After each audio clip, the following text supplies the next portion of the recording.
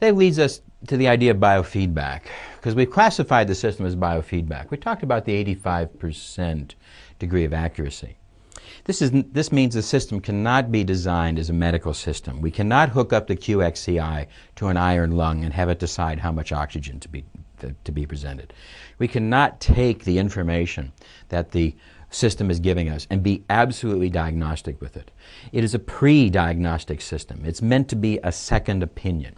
It's classified as a biofeedback device. Now, what does this mean?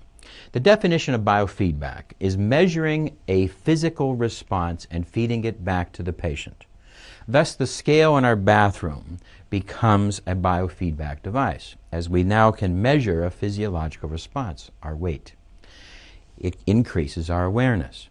But awareness is not just conscious, there's also an unconscious awareness. So as we use a biofeedback device that can now intimately measure electrical changes in the body, at a high degree, but not perfect degree, of accuracy, the biofeedback device can be used for stress diagnosis and for stress therapy. This is what biofeedback is for. In fact, biofeedback around the world, as well as in the United States, is basically done by an awful lot of unlicensed practitioners. It is deregulated.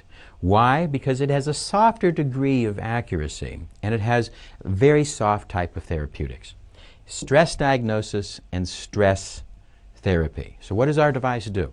Our device is not designed for cancer diagnosis, infectious diagnosis. It's designed to give us hints, ideas, possibilities, probabilities, because these are quantum probabilities. We don't know why the patient reacts to something. We have to determine with more tests, more thinking. The system is designed for stress detection, stress reduction. That's what the system does.